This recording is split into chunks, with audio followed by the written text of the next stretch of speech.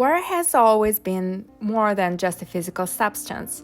Across cultures, religion, and spiritual traditions, water has been seen as a living carrier of energy, memory, and intention. One of the most well-known modern explorations of this idea comes from the Japanese author Masaru Emoto and his book The Hidden Messages in Water. In his work, Emoto conducted experiments with water exposed to different environments, words, emotions, images, and especially sounds and music. After freezing the water, he photographed the ice crystals that formed. What he observed was fascinating. Water exposed to classical music formed harmonious, symmetrical, and beautiful crystal structures. Water exposed to aggressive sounds such as heavy rock music formed fractured, chaotic, and broken patterns. Sound is vibration, and vibration shapes form. Water doesn't exist in isolation. It's constantly interacting with its environment, and we, as humans, are made mostly of water.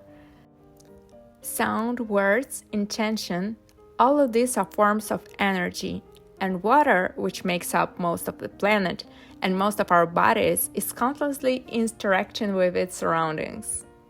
Masaru Emoto's idea was that water can absorb and reflect energy and information. In his experiments, water was exposed to words, intentions, symbols, or emotions and then frozen. The ice crystals that formed were said to visually reflect the energy they had been exposed to. The core message of his work is that water carries information. I want to share one experience. A friend of mine tried one practice from the book. She cut out a snowflake and placed a glass of water on it. At the time, she had a deep wound on her arm, so she decided to clean the wound and cover it with a bandage. The next day, she noticed something unexpected. The wound had healed much faster than she anticipated. What remained was only a very small scar, even though the injury has been quite deep. She later said that among all the symbols she had experienced with, snowflakes associated with gratitude and prayers seems to have the strongest effect, not only for her but also for others who tried it. So if you're curious and want to experience yourself, it makes sense to start with those, gratitude and prayer. Maybe this won't work for everyone in the same way, or maybe this is exactly what you needed to hear right now to resolve something of your own. In any case, by placing a glass of water on the snowflakes, you lose nothing, right? Let me know in the comments if you tried and what effect you notice. We can't deny the importance of water, not only for health and survival, but also on a spiritual level. Many religious rituals are connected to water: baptism, purification, blessings. In ancient traditions and folk practices, water was spoken to, charged under the moonlight, prayed over, and used for healing. Lunar water, for example, has been used for centuries. Water left under the light of the moon to absorb calm, rhythm, and feminine energy. To be honest, I've tried this lunar water, but actually I didn't feel a thing. So, in my own practice, I speak to water, I place intention into it, and then I drink it. And the results show up on the physical level, in actions, in events, or how people respond. And I started to think that perhaps energy isn't limited to water. Maybe the food we consume carries it too. When a person cooks in anger or tension, the food carries that state. And many people can feel that instinctively. If I sense that someone is irritated or emotionally disturbed, I don't want that person to cook for me, because food is not only nutrition, it's interaction. The hands that prepare it matter, and the state of mind matters. This perfectly can be felt within families, in homes, in restaurants. Some meals nourish, others leave a strange heaviness behind, right?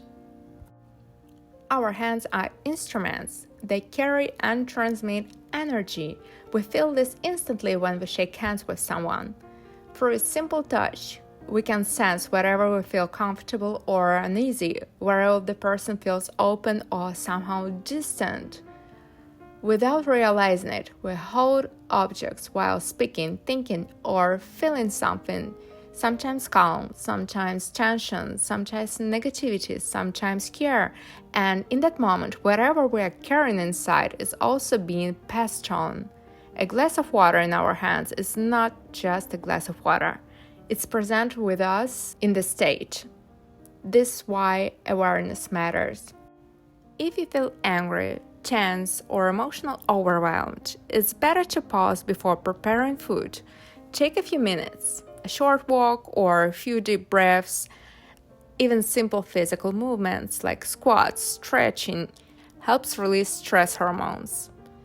When the body calms down, only then return to preparation. Caring about how we prepare and consume food is one of the simplest forms of self-respect. I want to be honest here, I don't follow every practice that exists around water. As I said before, Luna water never resonated with me personally. I tried and it didn't feel a clear effect, and that's okay. What matters is not copying rituals, but noticing what truly works for you. What I do believe in, and what I've tested on myself, is intention placed into water through presence, words, and emotional state. We live in a time when the energetic background of the planet feels stronger, more unstable, and more charged than before. Many people feel it physically and emotionally. That's why starting with small, grounded practices matter more than ever. If you are new to this, you don't need to believe in anything blindly. You can just simply experiment. You can start with something very simple. A glass of clean water with positive words and a clear, gentle intention. Hold the glass in your hands. Take a few moments. Allow yourself to feel calm or gratitude or quiet joy. Then speak a few words, not demands, not wishes for others, but something ecological and personal, like health, clarity, energy, calm. Let it be only about you and your well-being. Drink the water.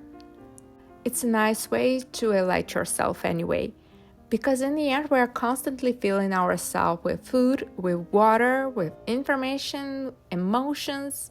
So let this year begin with awareness in small things, with clean water, with calm preparation, with respect for what we put in our bodies.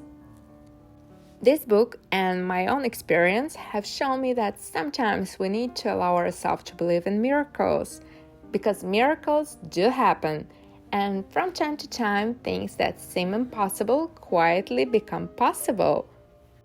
Thank you so much for watching. Stay open, stay curious, and take care. See you guys!